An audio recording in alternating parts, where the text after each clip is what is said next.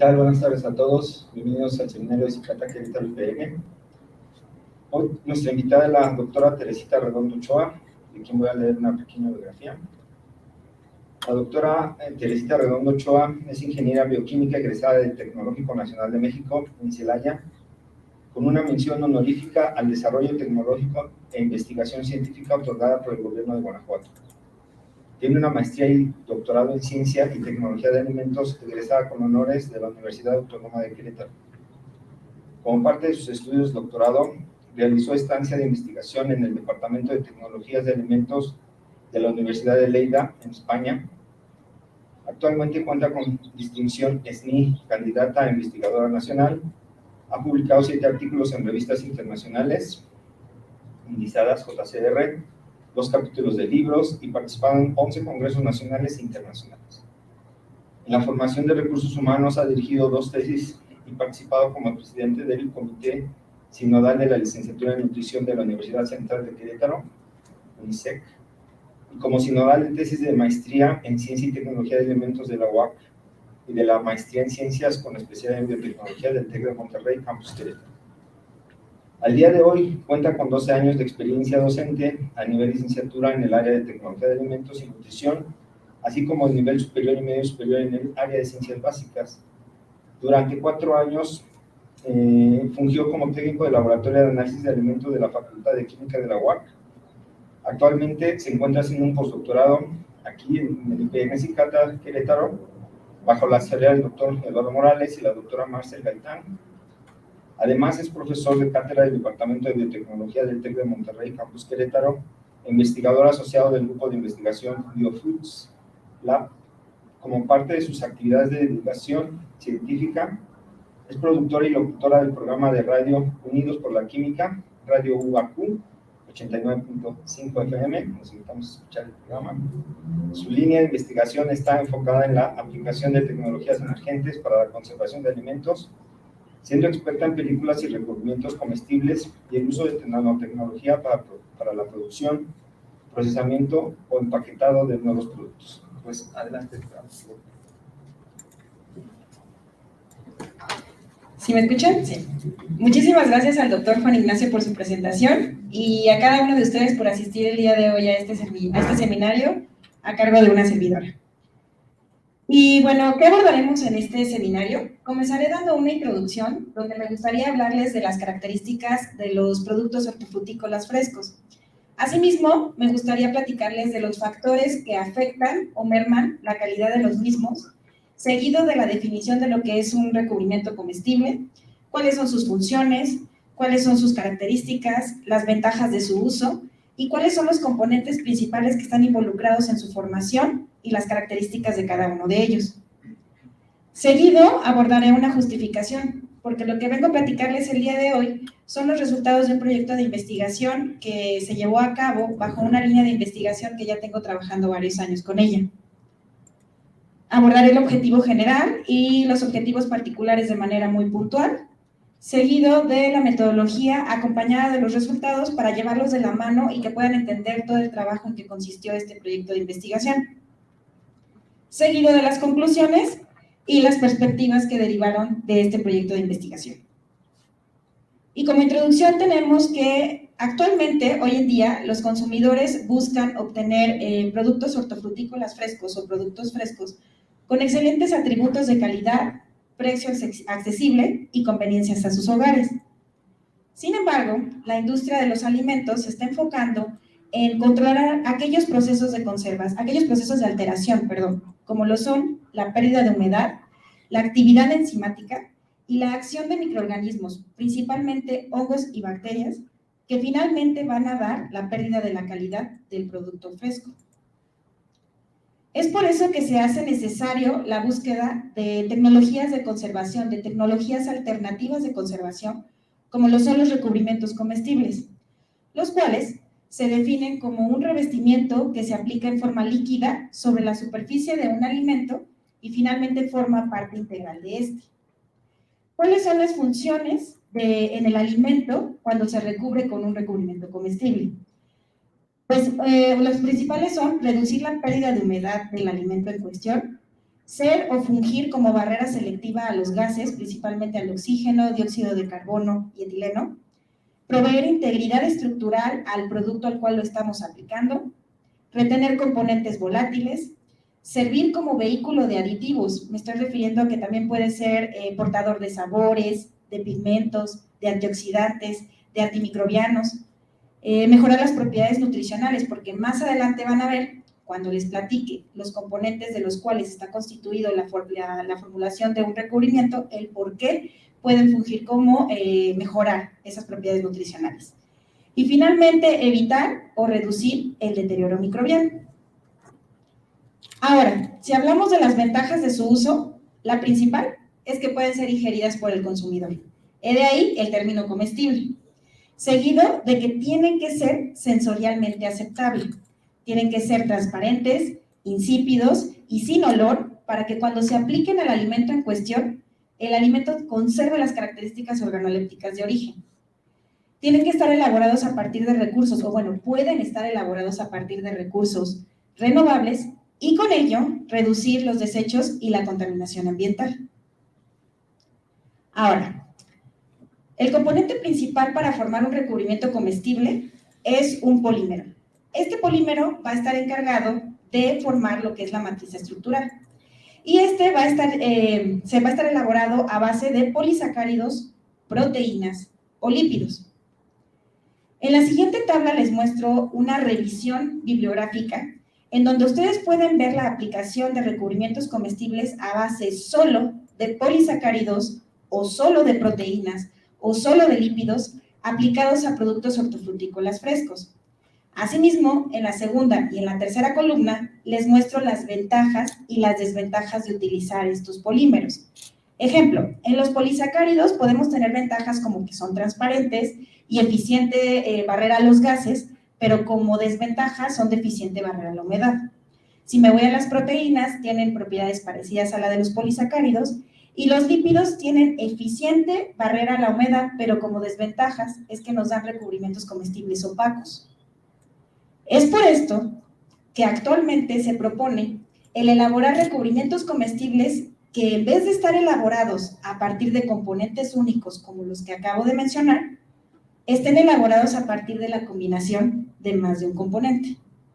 Entonces, siendo esto, tendremos el polímero que va a ser el encargado de formar la matriz estructural, que va a estar hecha a base de polisacáridos, proteínas o lípidos, pero adicional a ello vamos a tener sustancias que son plastificantes, consideradas plastificantes, generalmente son polioles, como el sorbitol y el glicerol, cuya función es impartirle flexibilidad y extensibilidad al recubrimiento comestible. Y también la adición de agentes hidrofóbicos, cuya función es servir como barrera a la humedad. En este caso, si lo estamos enfocando a aplicarlo a productos en fresco. Dentro de los polímeros que menciono están los polisacáridos, donde les muestro varios estudios de aplicaciones, por ejemplo, de aldequitosano en fresas, recubrimientos de pectina en melón, de alginato en rodajas de manzana y en cubos de papaya, y de almidón de maíz en frutillas, como la frambuesa.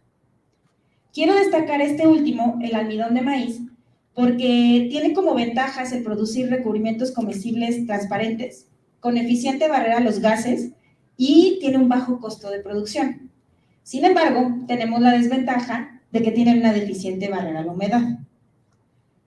Ahora, actualmente, la nueva generación de recubrimientos comestibles está permitiendo que se le incorporen otros aditivos, como lo son, donde además del polímero, del plastificante y de los agentes hidrofóbicos que les estoy mencionando, se puedan incorporar antimicrobianos naturales, cuya función va a ser el prevenir o evitar el deterioro microbiano. El día de hoy les vengo a hablar específicamente de dos antimicrobianos naturales que fueron los que se utilizaron en la presente investigación. El primero de ellos, con el nombre de alginato láurico, obtuvo su estatus GRAS en el 2005 por la FDA. Es producido por los laboratorios Miret, que pertenecen al grupo La Mirsa, de una empresa española que se conoce con el nombre de Bedexa, y se vende al público con el nombre comercial de Mirenat. ¿Qué características tiene este antimicrobiano natural? Que es soluble en agua, termorresistente y tiene una estabilidad química en un pH de 3 a 7. Ahora, ¿de dónde se produce? ¿A partir de dónde se obtiene? Es un derivado de la esterificación del L-arginina y etanol y la adición de cloruro de lauroil. Como dosis permitida es menor o igual a 225 miligramos por litro y su ingesta diaria está permitida en 400 microgramos por kilogramo de peso corporal. ¿Cuál es su mecanismo de acción de este antimicrobiano natural? Específicamente sobre bacterias, hongos filamentosos y levaduras.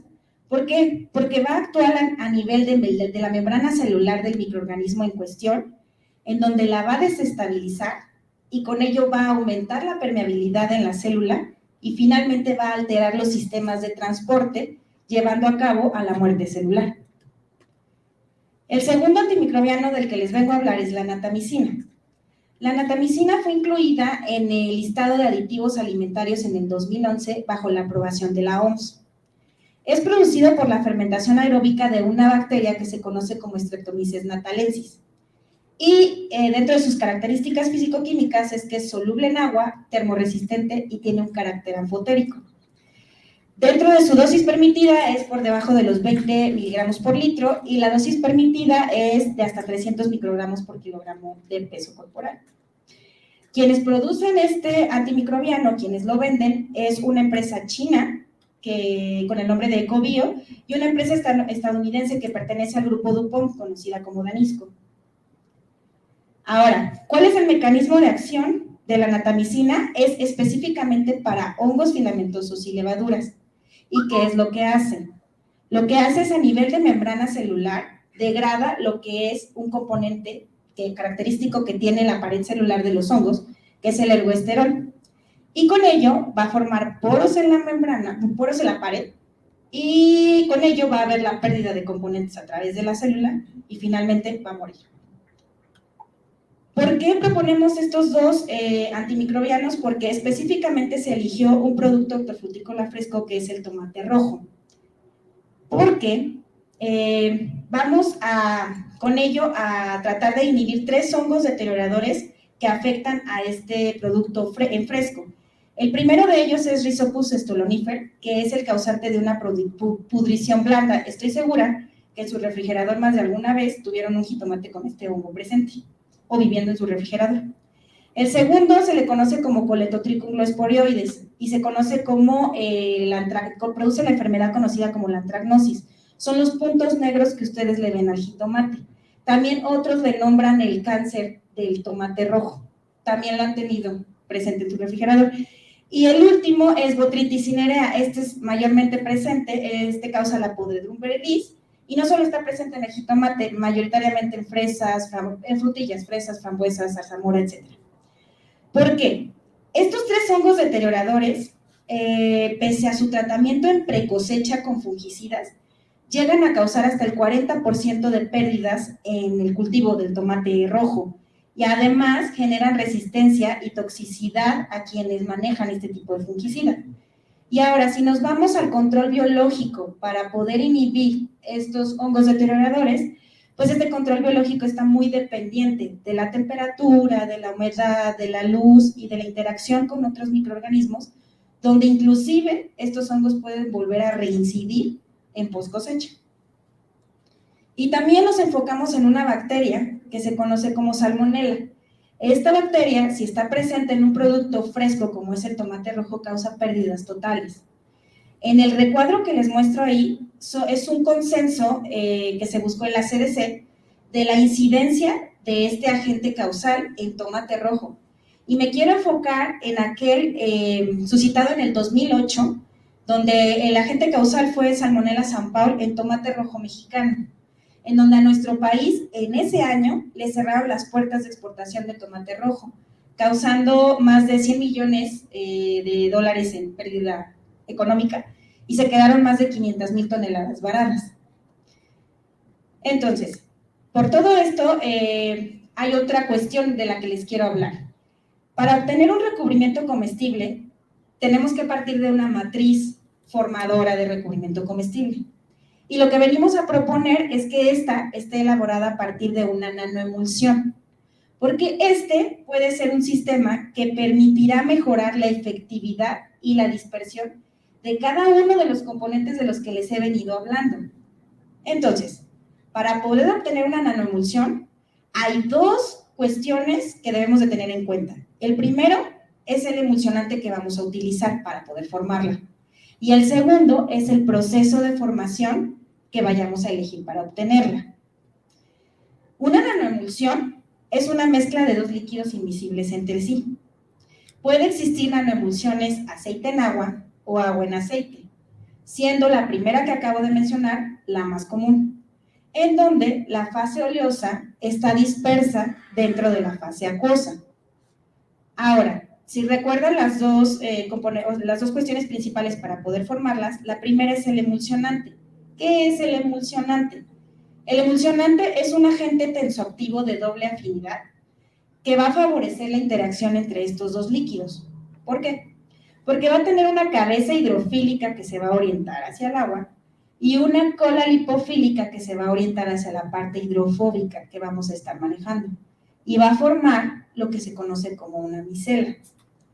Ahora, con respecto al proceso de formación, existen varios. Podemos utilizar mezcladores de alta velocidad que comercialmente se conocen como ultraturras.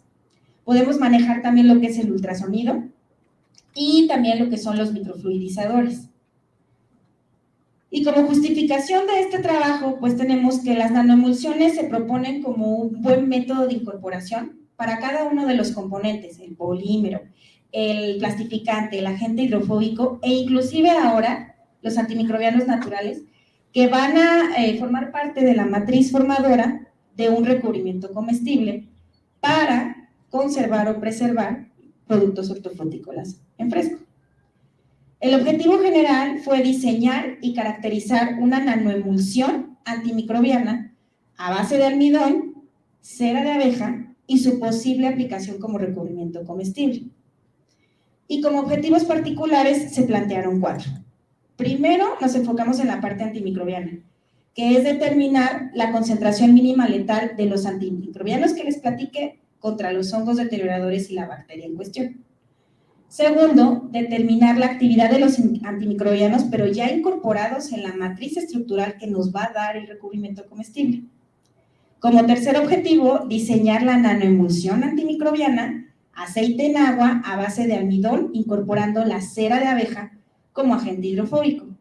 Y finalmente, evaluar las propiedades físico-químicas de mojabilidad y antimicrobiana de la nanoemulsión que elaboramos. La estrategia general se dividió en 2 etapas. La primera es encontrar el efecto inhibitorio de los antimicrobianos naturales contra estos microorganismos. Y como segundo, lograr la formación y la caracterización de la nanoemulsión una vez incorporando la concentración que encontramos en la etapa 1 de los antimicrobianos naturales. Y con ello, pues, darnos la matriz formadora de recubrimientos comestibles. A continuación les presentaré la metodología acompañada de los resultados para que vayamos entendiendo un poquito mejor. En la etapa 1 comenzamos con la bacteria Salmonella. Aquí encontramos la concentración mínima bactericida del antimicrobiano arginato láurico contra esta bacteria. Tuvimos que hacerlo por extensión en superficie y lo hicimos por conteo de unidades formadoras de colonia por mililitro. En este gráfico les muestran el eje de las abscisas, la concentración en miligramos por litro. Y en el eje de las ordenadas, los logaritmos de unidades formadoras de colonia por mililitro. Partiendo de una concentración de 8.3 logaritmos a 100 miligramos por litro, encontramos la concentración mínima bactericida de la bacteria con el arginato láurico.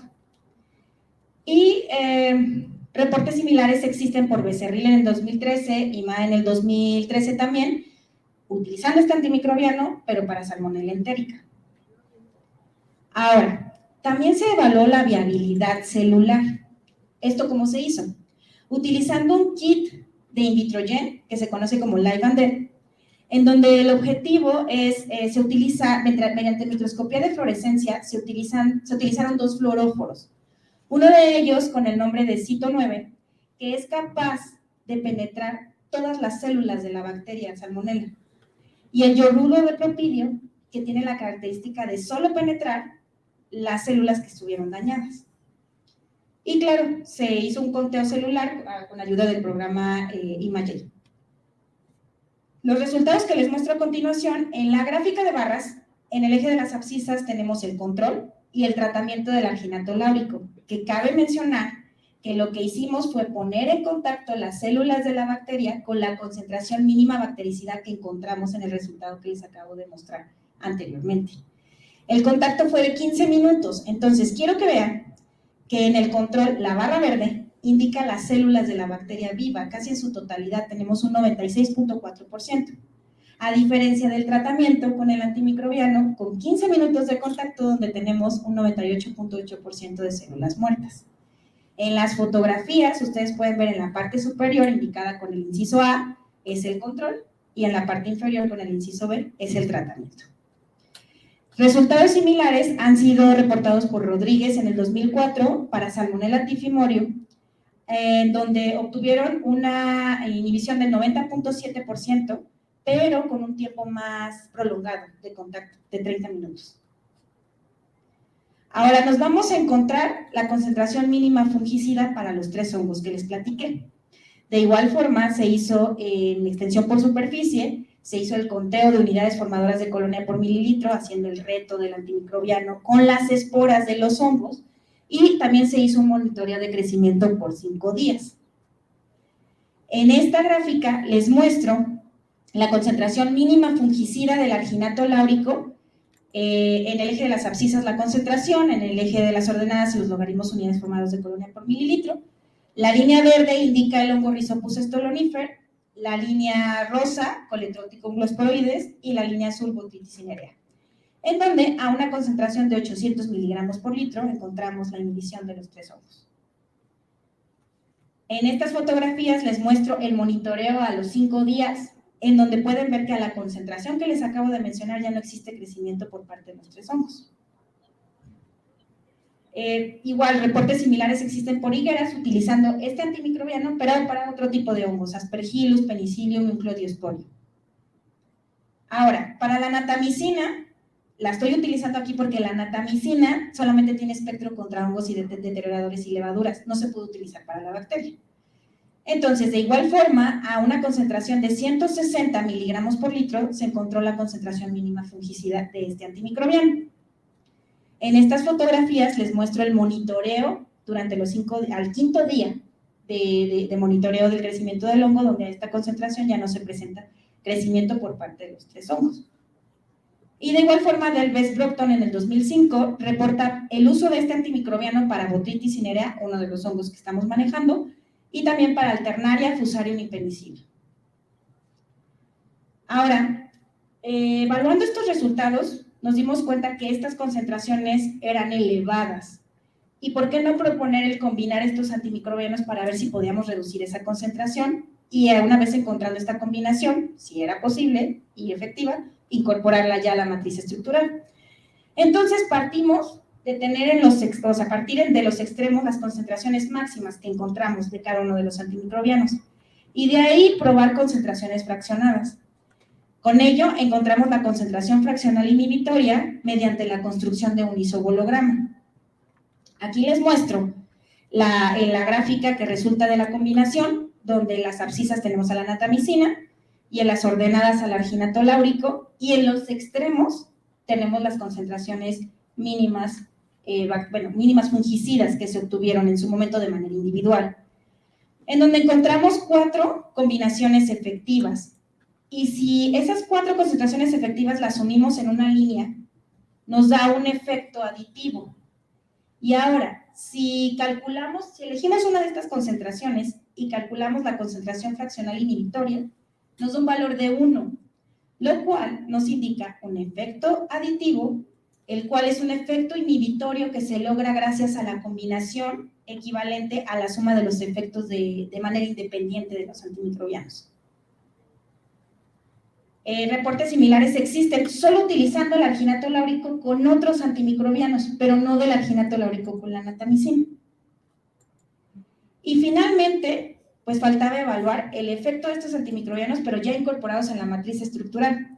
Y cabe mencionarles que la efectividad de los antimicrobianos tiende a disminuir cuando se incluye en esta matriz estructural, porque hay una interacción con todos los componentes de esta matriz. Entonces, ¿qué es lo que tuvimos que hacer? Pues elevar las concentraciones, aumentarlas, probarlas de manera original, 5 veces más y 10 veces más. Y se probó ya en una matriz estructural que ya se tenía caracterizada de trabajos anteriores, es decir, en un recubrimiento a base de almidón oxidado y cera de abeja. Entonces, aquí les muestro las imágenes con las primeras tres fotografías son los hongos y la última es la bacteria, donde ustedes pueden observar el halo de inhibición, el cual se da en milímetros, en donde a una concentración de 5 veces más ya se encuentra la inhibición de los 3 hongos y de la bacteria. Reportes similares existen por higueras en el 2013 con el arginato láurico y con Dasilva en el 2013 con la natamixina, ya incorporados en matrices para recubrimientos comestibles. ¿Cuáles son las conclusiones parciales de esta etapa? Pues que se lograron encontrar las concentraciones mínimas bactericidas y fungicidas del arginato láurico y de la natamicina de manera independiente, pero también se logró reducir estas concentraciones al evaluar un efecto combinado, en donde se encontró un efecto aditivo, reduciendo hasta el 50% las concentraciones que tenemos de manera individual. Y finalmente, encontramos que a una concentración de 5 veces más, logramos el efecto inhibitorio ya en la matriz, que nos va a dar el recubrimiento comestible. Como etapa 2, pues sigue la formulación de la nanoemulsión. Y en este recuadro les muestro los componentes. Se utilizó almidón oxidado como matriz estructural, sorbitol como plastificante, cera de abeja como agente hidrofóbico, la morfolina que nos ayudó como un codisolvente para la cera de abeja, y el arginato láurico y la natamicina a la concentración que encontramos en la etapa 1. ¿Qué es lo que se probó en esta etapa? Pues variar el emulsionante con respecto de la concentración de cera de abeja. Se probaron 3 emulsionantes, el ácido esteárico, el Twin 80 y una combinación de Twin 80 con SPAN 60. Y también se evaluó el probar 3 procesos de emulsificación, la homogenización, el ultrasonido y la microfluidización, con las características que les presento aquí, en cada uno de ellos, con las condiciones de procesamiento. ¿Qué se evaluó en la nanoemulsión? Pues se hizo una caracterización físico-química donde se evaluó el tamaño de partícula, el índice de polidispersión y el potencial Z de las nanoemulsiones, así como el índice de blancura. También se evaluó, con respecto de esta metodología, les muestro los resultados de la distribución del tamaño de partícula. En la gráfica ustedes van a ver para cada emulsionante ácido esteárico Twin 80 y la combinación de Twin 80 y SPAN 60. La línea azul es el proceso de homogenización, la línea rosa el ultrasonido y la línea verde microfluidización. Entonces ustedes pueden observar que los picos de mayor intensidad alrededor de los 1000 micrómetros se dan con la combinación de Twin 60 y SPAN 60 independientemente del proceso que se dio de emulsificación. Y los picos más pequeños se dan utilizando el Twin 80, donde tenemos un tamaño de partícula de alrededor de 100 nanómetros. En esta tabla les muestro el tamaño de partícula y el índice de polidispersión.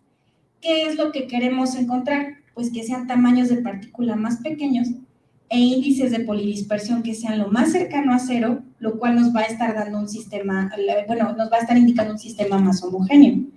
Entonces, como pueden observar, utilizando Twin 80 con microfluidización, encontramos el tamaño de partícula más pequeño y el índice de polidispersión más cercano a cero. Reportes similares existen por Bosch en el 2013, utilizando como agente hidrofóbico aceite de albahaca y Twin 80, con tamaños de partícula de 29 nanómetros e índices de polidispersión de 0.21, y por Salvia Trujillo, utilizando alginato de sodio, citronela y Twin 80, pero con microfluidización, como lo que encontramos nosotros, con tamaños de partícula de 7.35 nanómetros y un índice de polidispersión de 0.34. Ahora, ¿qué es el potencial Z? ¿Y por qué se midió? El potencial Z es requerido para penetrar la capa de iones que rodean a la partícula que tenemos con nosotros, o sea, a la partícula de la emulsión, y desestabilizarla. En la tabla, ustedes pueden ver, indicado en un recuadro rojo, que esperamos valores entre 31 y 60, los cuales nos van a indicar una nanoemulsión de buena estabilidad. ¿Por qué? Porque el potencial Z es un indicador de repulsión electrostática, y si nos encontramos en este intervalo de valores, la carga eléctrica de las partículas es lo suficientemente fuerte para disminuir la fuerza de repulsión. Entonces, en esta gráfica les muestro los resultados del potencial Z. Tenemos a cada uno de los emulsionantes que utilizamos, el potencial Z dando en millivolts, y las barras de color son los que nos indican el proceso de emulsión que llevamos a cabo. Entonces, los menores valores de potencial Z se logran utilizando Twin 80 con un proceso de microfluidización, lo cual nos indica una mayor estabilidad de la nanoemulsión. Y ahora, el índice de blancura, lo que esperamos es que este sea lo más bajo posible, porque queremos nanoemulsiones lo más transparente posible. Entonces, igualmente, en el eje de las abscisas tenemos los emulsionantes, y en el eje de las ordenadas el índice de blancura, donde podemos observar que con Twin 80, bajo un proceso de microfluidización, tenemos los menores índices, el menor valor del índice de blancura. Reportes similares por Salve Trujillo, con otra matriz, con alginato de sodio, pero utilizando microfluidización, a las mismas condiciones de procesamiento que nosotros. Y finalmente, ¿qué es el coeficiente de mojabilidad y cómo se midió? El coeficiente de mojabilidad lo necesitamos porque nos va a indicar la afinidad del recubrimiento para adherirse a la superficie del alimento. Si no tiene afinidad, el recubrimiento no va a tener la función, se va a caer. Entonces, ¿cómo se da este coeficiente de mojabilidad? ¿Cómo se establece? Pues lo que se mide son las fuerzas adhesivas del líquido en el sólido. El sólido va a ser el alimento al cual le vamos a aplicar el recubrimiento comestible. Y las fuerzas cohesivas que van a estar dadas por el líquido, que va a ser la nanoemulsión que vamos a utilizar. Entonces, esto implica el medir 3 tensiones superficiales. La primera es la tensión superficial líquido-vapor, la segunda es la tensión superficial sólido-vapor, y la tercera es la tensión superficial sólido-líquido. Y esto nos ayuda mucho el medir lo que se le conoce como el ángulo de contacto. Entonces, ese coeficiente de mojabilidad, la tensión superficial líquido de vapor va a estar dada de la nanoemulsión, y la tensión superficial sólido-vapor y sólido-líquido de la nanoemulsión en el fruto que elegimos en cuestión, que en este caso fue el tomate rojo. Entonces, la tensión superficial líquido-vapor se midió con un tensiómetro superficial conocido como el anillo de Dunouille. Y la tensión superficial sólido-vapor se midió se estableció con una gráfica de cisma, donde utilizamos el tomate rojo y probamos diferentes líquidos de referencia, midiendo el ángulo de contacto que tenían estos líquidos de referencia en la superficie del tomate rojo. Y la tensión superficial sólido-líquido, ahí en vez de utilizar los líquidos de referencia, utilizamos la nanoemulsión en la superficie del jitomate. Y nos daban imágenes como la que les muestro ahí. Un ángulo de contacto más pequeño quiere decir que tiene un coeficiente de mojabilidad mejor y el recubrimiento se va a adherir mejor al alimento que queremos recubrir. En esta gráfica les muestro en la primera columna el emulsionante, en la segunda el proceso de emulsificación, el ángulo de contacto y cada una de las tensiones superficiales que calculamos de la manera en la que ya les expliqué. Y finalmente, en esta tabla les muestro ya el cálculo de las fuerzas adhesivas y cohesivas que nos van a dar el coeficiente de mojabilidad determinado con las siglas WS. Entonces, podemos ver que con Twin 80 y microfluidización tenemos un coeficiente de mojabilidad mejor, lo cual fue la elección para tener esta nanoemulsión que potencialmente va a formar el recubrimiento comestible. Y por último, pues hay que evaluar el efecto antimicrobiano ya mediante midiendo el halo de inhibición contra los hongos deterioradores y la bacteria, pero ya de la matriz estructural. Entonces, aquí les muestro las fotos, en donde ustedes pueden ver con ácido estiárico, con Twin 80 y con la mezcla de Twin 80 y SPAN 60, Y dentro de las fotografías ustedes ven las letras H, U y M que indican homogenización, ultrasonido o microfluidización. Entonces, les indico con estrellas rojas que la mezcla de emulsionantes no logró, con ultrasonido no logró un efecto inhibitorio para estos hongos deterioradores y para la bacteria. Entonces, nuestra conclusión fue elegir el Twin 80 como emulsionante y un proceso de microfluidización, viendo un efecto inhibitorio para los 3 hongos deterioradores y para la bacteria. Y con ello llegamos a las conclusiones parciales de la etapa número 2, donde sí hay una interacción significativa entre el tipo de emulsionante y el proceso de emulsificación, como lo pudimos ver, y la nanoemulsión utilizando Twin 80 y microfluidización obtuvo las mejores características físico-químicas, obtuvo efecto antimicrobiano y un buen coeficiente de mojabilidad. Por tanto, llegamos a las conclusiones finales. El arginato láurico en combinación con la natamicina en una matriz fimogénica mostró un efecto aditivo, logrando la inhibición de estos microorganismos, reduciendo hasta en un 50% la concentración original de manera individual. Segundo, se logró obtener una nanoemulsión con un sistema efectivo para la dispersión de los componentes de una matriz formadora de recubrimiento comestible.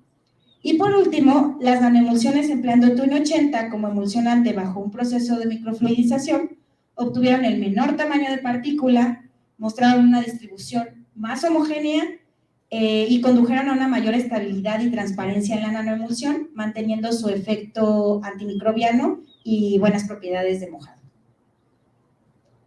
Por tanto, como conclusión final, pues una nanoemulsión a base de almidón de maíz, cera de abeja y antimicrobianos naturales, empleando Twin 80 bajo un proceso de microfluidización, muestra un uso potencial como matriz formadora para un recubrimiento comestible.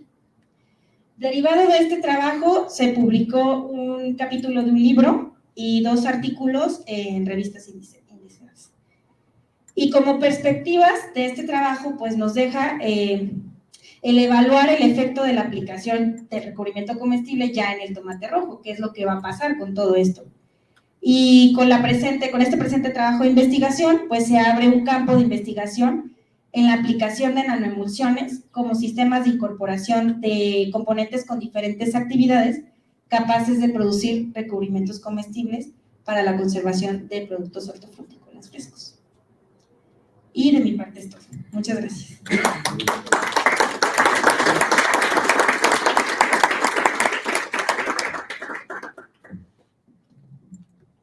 ¿Preguntas, comentarios?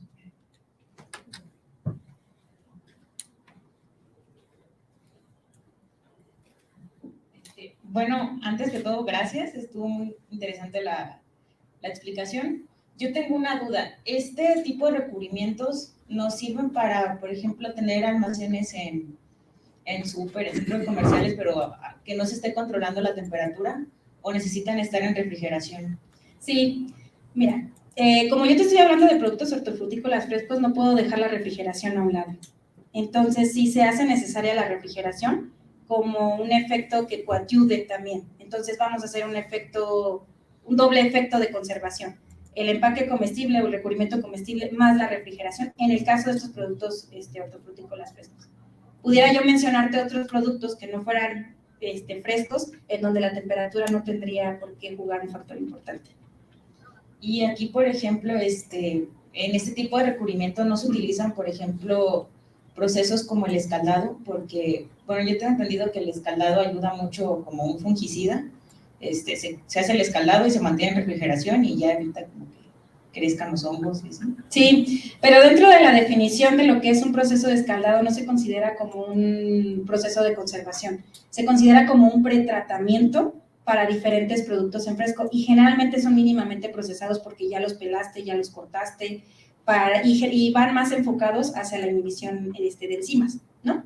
Que también pueden tener este efecto que tú dices, y sí hay estudios, pero no se consideran dentro de la literatura un proceso de conservación, que yo te diga, esto te va a asegurar que a un hongo deteriorador o una bacteria patógena con escaldado vas a tener una inhibición completa. Entonces, yo lo utilizaría como un pretratamiento o lo sugeriría como un pretratamiento y posterior a ello proponer una tecnología alternativa de conservación o de conservación tradicional, refrigeración, congelación, no sé, la elaboración de mermeladas y estas cosas. Entonces, bueno, gracias, Nena.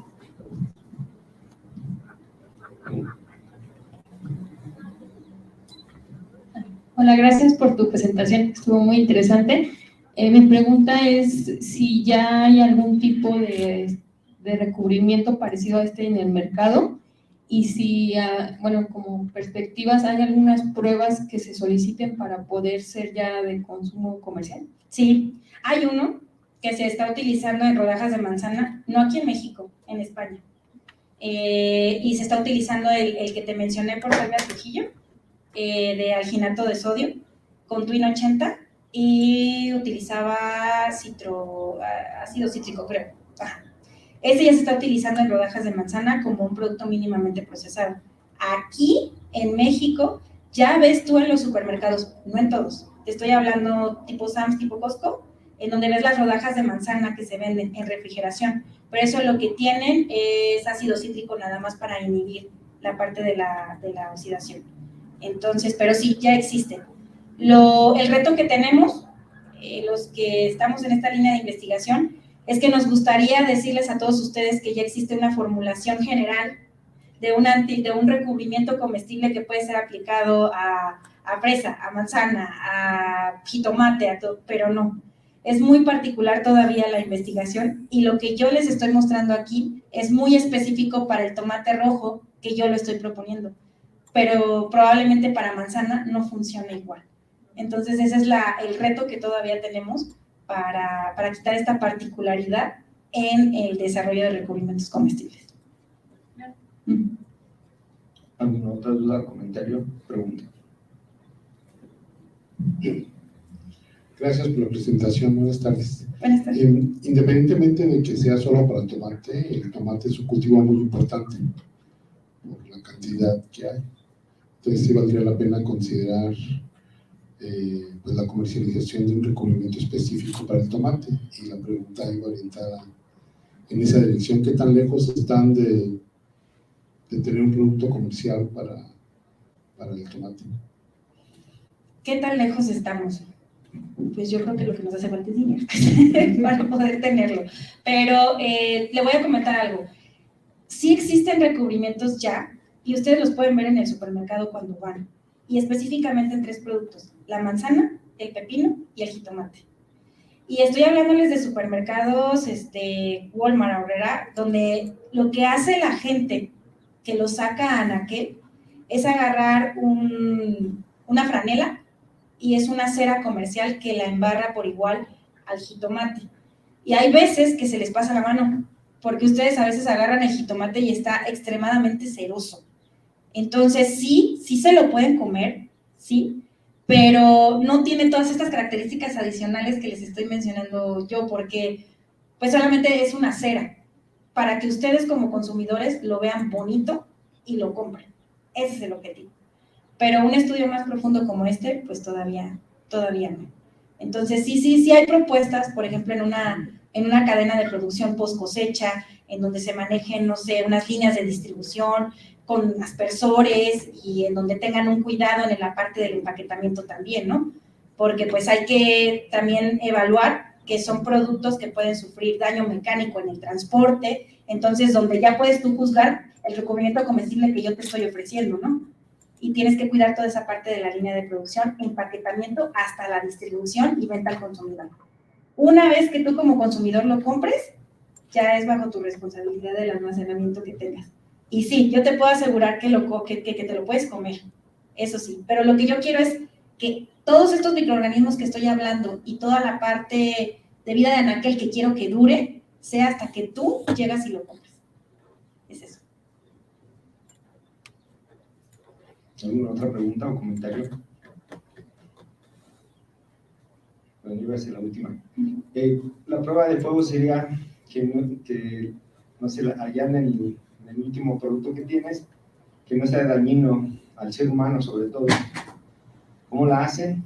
Y yo creo que a nivel ya terminada tu investigación en esta etapa, es factible que te asocies con una empresa, ¿no? Las productoras de jitomate o Walmart o Sam's. Yo creo que si llegas con una investigación ya a este nivel, sí te podrían financiar, ¿no? O asociarse para fundar una empresa, ¿no? Porque sí es muy importante. Yo creo que es fabuloso que no solo el recubrimiento es para hacerlo estético a una fruta, sino que sirva para diversas funciones como las mostraste.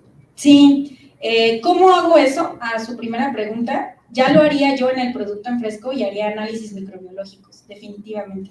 Y un análisis de vida de anaquel también para probar que realmente no está el crecimiento de estos patógenos como tal. Entonces lo haría ahí, definitivo.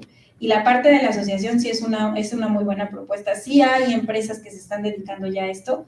Sé que en México todavía no, pero en otros países ya lo hay. Entonces, pues no tan lejos estamos, pero habrá que proponer estrategias para esto. Y sobre todo que sea redituable y el mostrar que estamos, porque esto es una línea de investigación de mucha gente que se dedica a esto. Y la parte redituable a lo que voy es que sí le estoy adicionando cosas al tomate rojo, pero hablando ya en toneladas y en la parte de la exportación que tiene también nuestro país en productos hortofrutícolas frescos, no solo en el tomate rojo, esto puede ser un gran beneficio a nivel nacional. Sí. Bueno, pues le damos las gracias otra vez a la doctora Redondo.